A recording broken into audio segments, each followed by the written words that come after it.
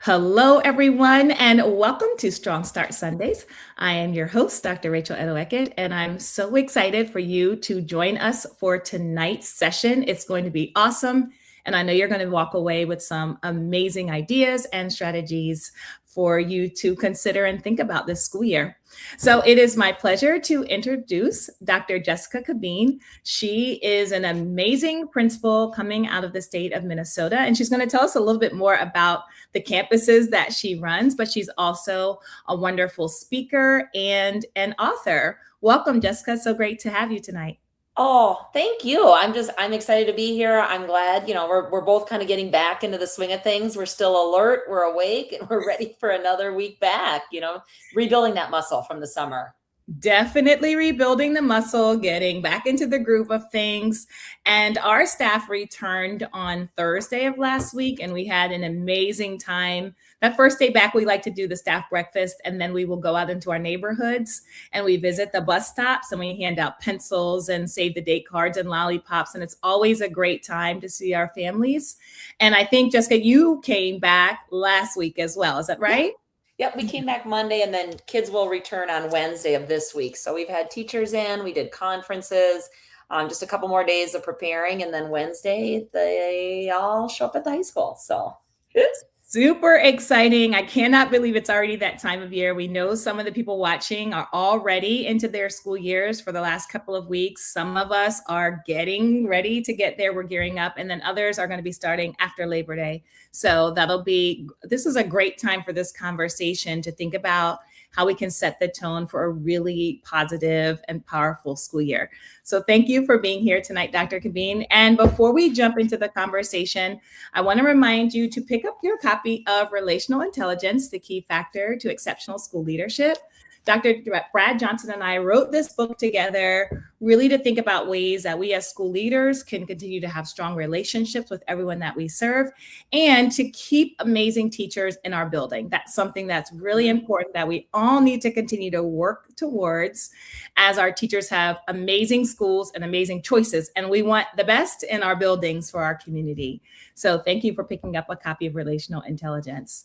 So Dr. Cabine, I want to jump right into the conversation tonight and thinking about what are some things that we can think about as school leaders to start off our year in a really powerful way. What are some of the things that you're doing kind of this first week back? Let's talk about that. Absolutely. And I think too, and I know like if you see anyone in the chat or any comments, certainly jump them in because I'm open to feedback and just kind of answering questions as we go. But I think we were saying offline that this is the start of my 19th year in administration. And I walked out of that first week like, oh, this felt different. And we talked a little bit about more offloading. I think so often as school leaders, we're thinking about school like June and July and August, and some of our teachers as a well-deserved break aren't. And so it took a little bit of time this year to really kind of pull back a little bit and say, okay, what do we essentially have to do to make sure that we're ready to go? And what can wait until the school year starts? I think so often we think we got to get it all done before the year starts and we're exhausted prior to it. So I think that was something that was really timely for me this year, is just to really seek feedback from the team. And we've kind of talked a little bit too, is like empowering them to really give feedback as to what do we essentially have to do to be ready, and what are some things that can wait, so then we can really maximize the time that we have in that week. I love that. And I love the fact that you said you're in year 19. And that was sort of an epiphany to think about how can we still improve the processes that we've been doing for many, many years. And I think in some degree, sometimes we're on autopilot. Like you said, we have our plans from previous years. We're looking at them. We're tweaking them as school leaders. Sometimes we're just putting things into, boxes and spaces. And we may not really be reflecting on, number one, is this necessary? Is it needed? And number two, does it have to happen right now? And I think those are really good reflective questions because, like you said, we don't want to enter the school year dragging. We don't want to enter the school year having our teachers and staff tired on day one. That's not the way we want to start the year, right? We want our teachers to feel energized. They're already going to feel overwhelmed because of the level of PD that many of our schools have. And so if there's anything that we can say, like you said, September and October, what can we prioritize? I love that. So thank you for lifting that up. 19 years in, right? So we can always. I know. The gray is real. And I think too, just to piggyback on that too, we can, as myself too, see what other people are doing and start to feel like, oh, I should be doing this. I should be doing this. I should be doing this. This year, during the first day, I gave all the staff anything but an icebreaker gift bags.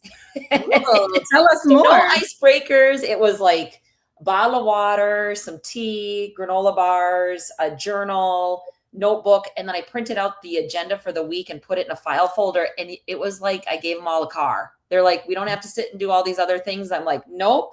But I'm like, here's some things that I thought you might forget, like Post-it notes, things that you're like, oh, I'm in a session, I need this. And they just appreciated just the fact that instead of spending an hour and a half doing some things, we spent 20 minutes checking on everybody. Okay, let's go. So that was something just different is, and all of our staff came back too, which was wonderful. So it wasn't like we were introducing and onboarding a lot of new people. We really just like, okay, here's where we're at. How was our summer? All right, let's get going.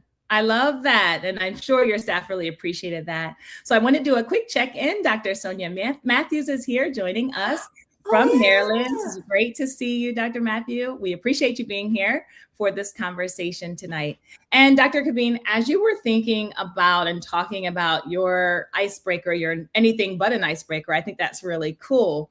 I want to share an idea that we had at our school this year, because again, we don't want to overload teachers with icebreakers, but at the same time, I think it is fun to do some level of reconnector. And one of the things that I like to think about is to share an idea that teachers and staff can use with students. So this year we did a game called Finger Up, Finger Down. It's really simple. You start with 5 fingers and you ask a series of questions. So one of our questions was, if you stayed up past noon in your pajamas this summer, put a finger down, right? So we're doing that. Yep. If you checked work email, put a finger up, right? So it was a series of this until whoever got down to the last no fingers up, they won. They won like a gift card. And it was something fun because the prompts were things I just put into Gemini or ChatGPT. What are some things for teachers that they might enjoy? Who binge watched a series, put a finger down, who went to the beach, the pool.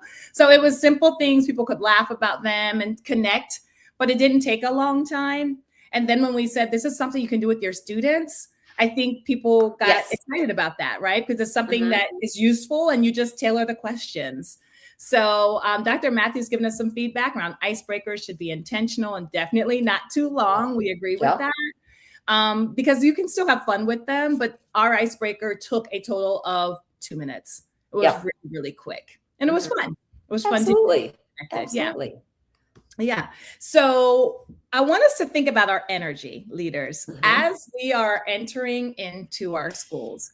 We know that people are reading our energy every single day before we say a word.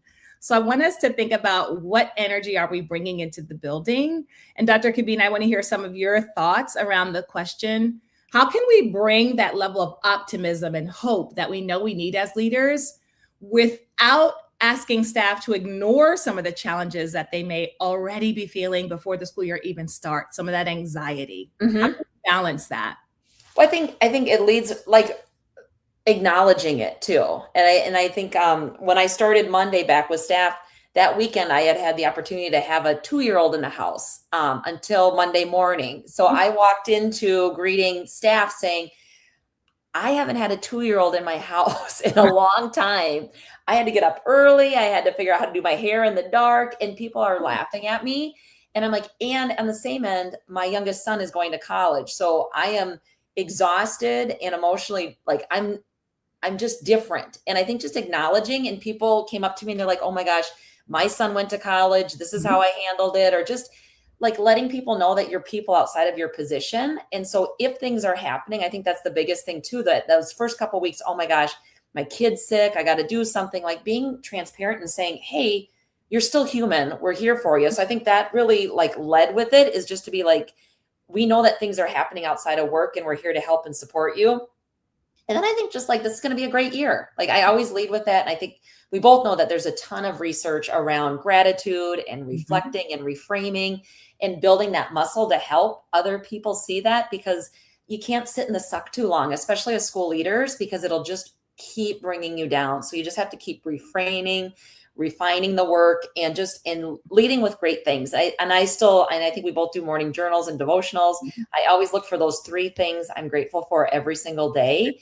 Great. And that intentionality, I think as leaders, as you're coming back, it'd be so neat. Like, oh my gosh, I love what you did over the summer, or I really like your new classroom setup, or just really intentionally acknowledging people and the work that they're doing, and just setting that tone for optimism and a positive outlook to start the year.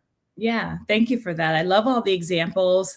I was sitting in a training with some teachers this past week, and similarly, I start off with celebrations. I talk about the things that we're doing and the school system is doing. And then there were some data points that were challenging for us. You know, it was something to look at, to acknowledge. Yep. And one of the staff members from a different school said, you know, I'm feeling personal about this. I feel bad about some of the data that is being shown. And so that was an opportunity for me to say to this other staff member at a different school that, you know, all of us are working hard. And if we focus on the children in front of us and moving that data point forward for the students, then collectively, we are going to make the progress that we need to make. Mm-hmm. But when you're looking at something huge and like on a big district-wide scale, then yes, that's a high level of pressure. But when we can personalize the work, we have hope there, right? So we really focused on what's in your control, what's in our control. And that's how we show up every day for our students, how we model positivity, how we push our students, how we get them to reach their potential, and then the data will move. So I really like what you talked about, is acknowledging the work that our teachers and staff are doing it intentionally, not just saying great job, but I really like the way that I see you doing this. I see progress in your students, because sometimes we don't always feel that. Teachers don't always feel the progress, but as leaders, we sometimes have that bird's eye view, and we can see the students' progress in that move. So when we lift that up, I think it makes a big difference for our teachers and staff. Absolutely. And I would say too, celebrating the success is really important as you kick off the year. And as we mentioned, so I'm the principal of alternative programming within our school district. So I actually have 2 high schools. I have our Alternative Learning Center high school for students that just need a different type of learning. And some of them are coming behind credits to start already. And then I also do our statewide Austin Online Academy, which is a statewide free school for any student in Minnesota. But this summer we had our summer graduation. We had 25 graduates. Amazing.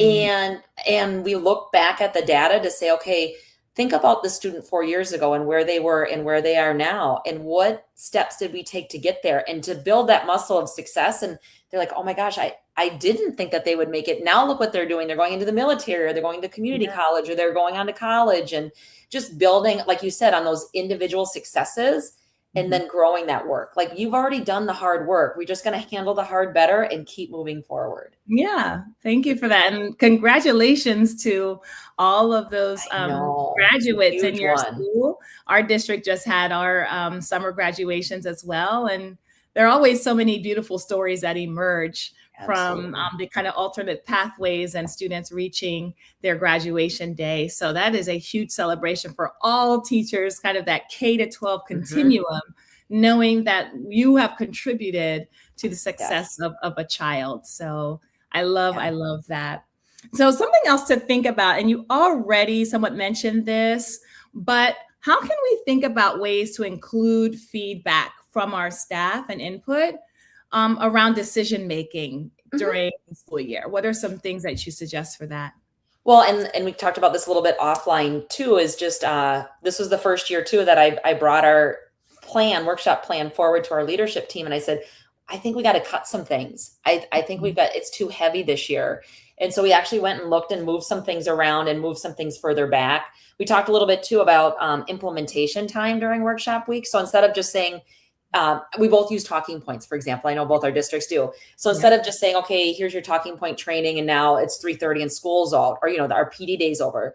Our district person put in a talking point session, but then we gave implementation time to say, okay, why don't you send some messages welcoming families to conferences? Why don't you? So giving people time to actually use the tools versus now they have to go do it on their own time. And then just empowering staff to say, how could we use this? Where does this fit in? Things like that. But really allowing teacher voice in the process just makes the whole thing so much better. I think so often as leaders, we think we have to have such a perfect, polished product before it even goes in front of staff, and that never goes well. I've been doing this for years. Never goes well. No. Always try to get that feedback first from those leadership, the key leadership, your instructional coaches, whoever those people are in your community, and really ask for their honest feedback to make it better. I agree. And when our staff members and teachers have that voice and agency, they're much more invested in the work that's going forward. I know when I was a teacher, I used to love the opportunity to contribute ideas or to share critical feedback, positive feedback, whatever. It just made me feel important. It made me feel like I was valued and a valuable part of the school. And so that's something we never want to lose sight of as leaders, is how can we incorporate more feedback into our work and then do something with that feedback.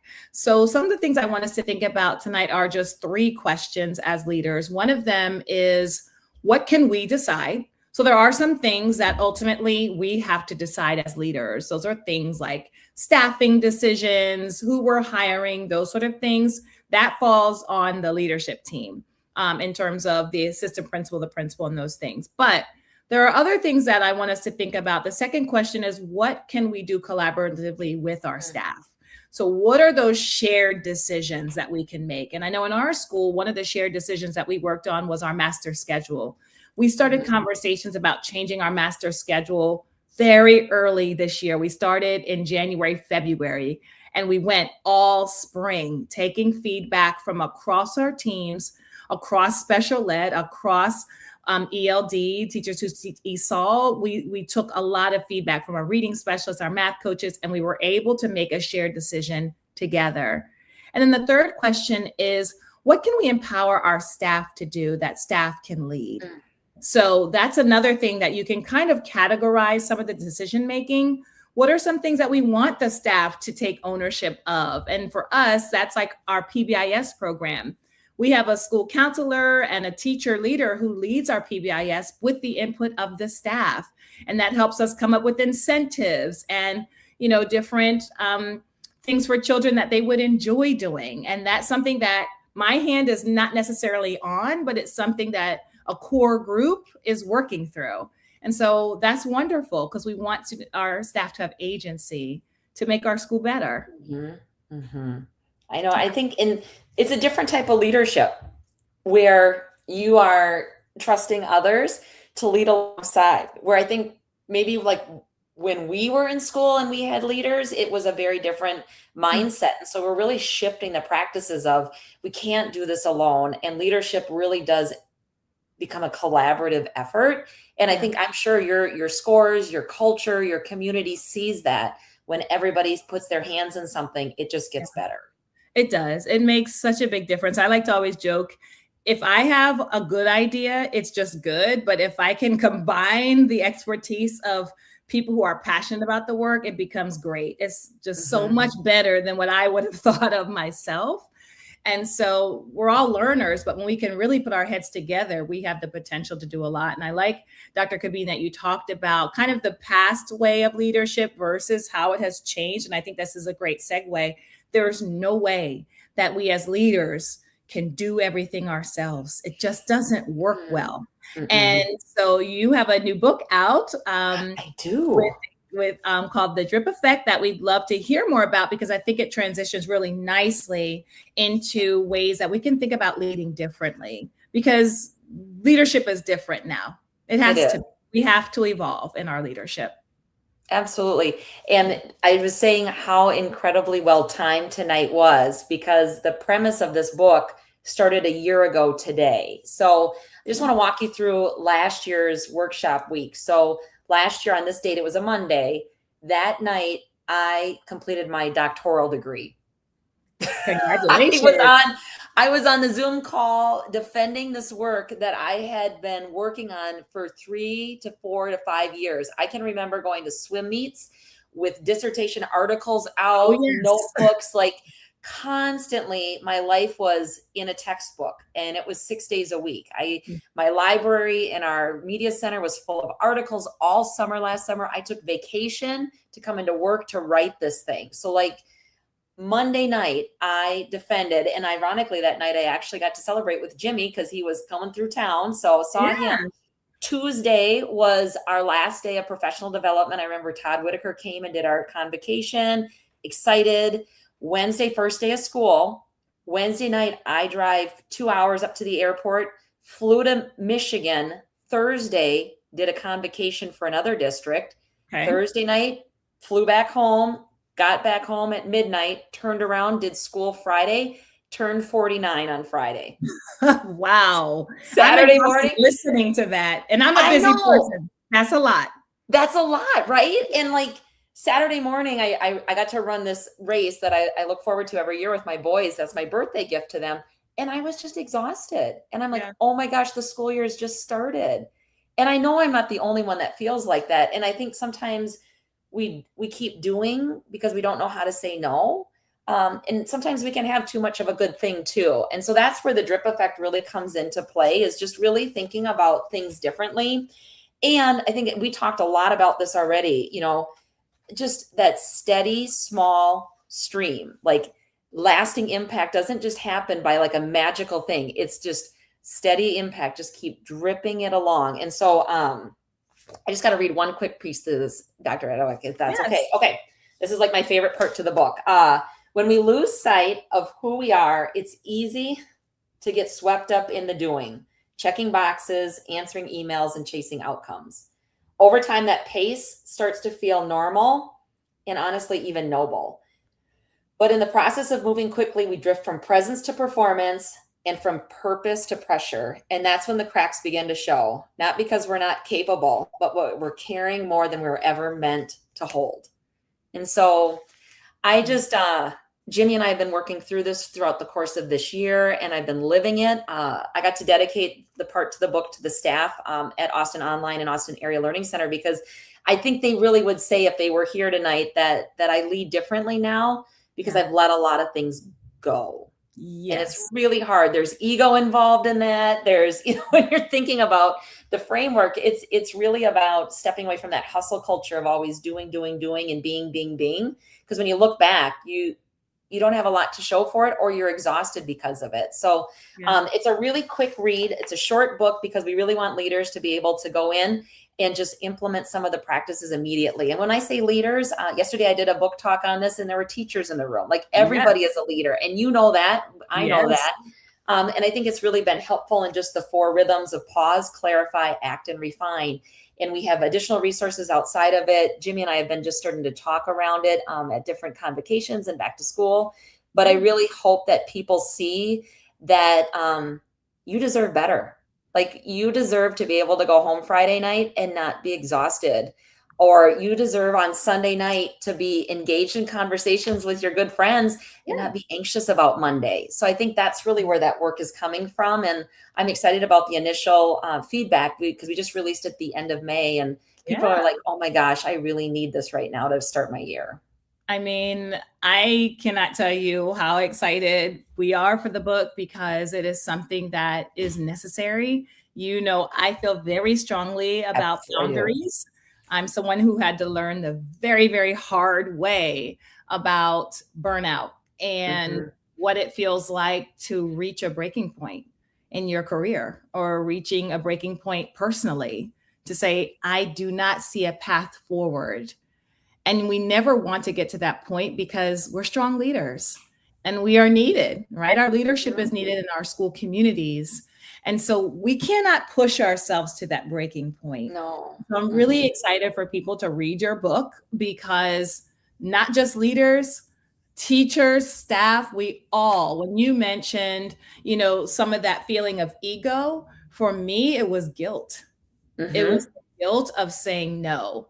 It was the guilt of feeling like, if I don't do this, then something's going to happen, right? That pressure.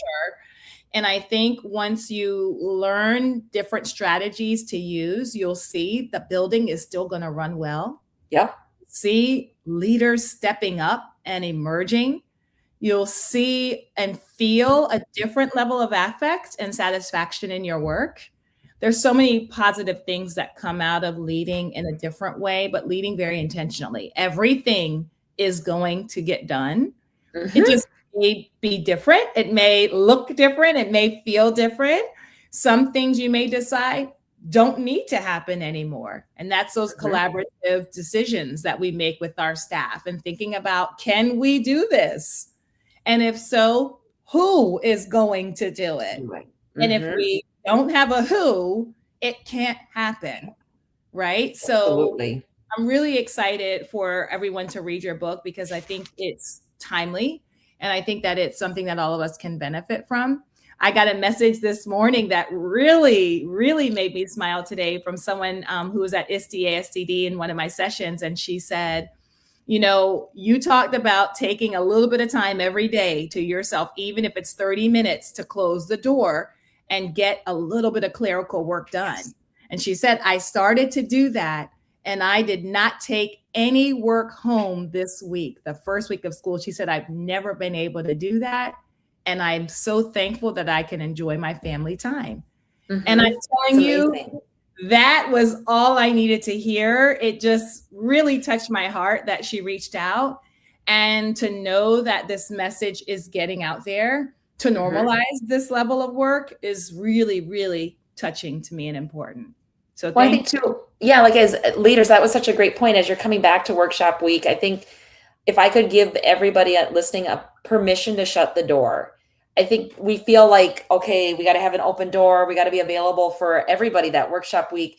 But then you're not getting things done that only you can do. And then there's that stress of like, I got to get this done. And you have that internal anxiousness that can sometimes leak out in a short comment to somebody else, or you're just not fully present with them because you're thinking about all the things you have to do. So during like work time, I do shut my door for about a half hour every day, 45 minutes. Cause I'm like, I got to check in on email. Got to make a couple parent phone calls, and you can't do those with the door open. Like you really can't. You can't be focused on what you're trying to do. So if we could tell leaders to give themselves permission to shut the door, and not like from 4 to 7 at night or like 5 to 7 in the morning, like make sure you're taking that intentional time. And then that models for staff too. Like, oh, I could shut my door and do lesson planning.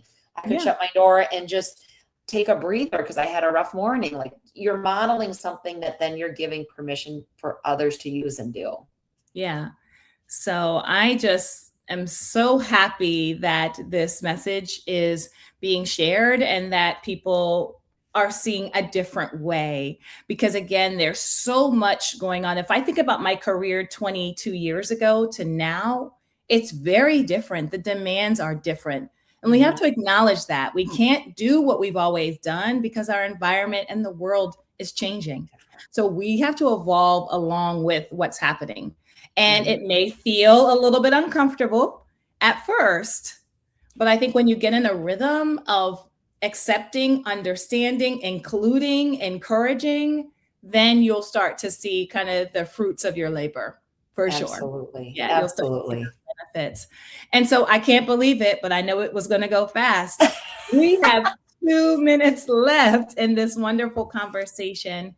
And we just want to thank everyone for hanging with us tonight and contributing to this conversation. Please get a copy of The Drip Effect by Dr. Jessica Sabine and Jeremy Casas. And also pick up a copy of Relational Intelligence, the Key Factor to Exceptional School Leadership. We have devoted a full chapter around boundaries and how we can sustain ourselves better as teachers and leaders. And I want to thank you, Dr. Cabine, for being with us tonight. Absolutely. I'm so grateful that you spent a half hour with us, just really encouraging everyone for the new school year to get that strong start that we all need. And not only the start, but to sustain that start, right? To sustain that energy and positivity and optimism and hope that we need to be successful in our schools. And I want to wish everyone a wonderful start to your school year. I know some of us are starting this week. Some of us are starting the following week. Absolutely. And we just hope that you are feeling good about the year. You know, I came in feeling really, really positive this year. We have all of our staff hired. That's a huge win. And it just it makes us feel good, right? To have that ready to go. Everyone's ready and excited for the year. And so I want to encourage you to come back to see us in September. It's going to be September 6th and September 13th. So please save the date. Dr. Kabine, Dr. Matthews said she's getting ready to get your copy. She has it. She's going to start reading it. It's going to be an amazing school year for everyone. And we look forward to seeing you in September. Thank you again, everyone. See ya. Have a great weekend. Bye. Bye.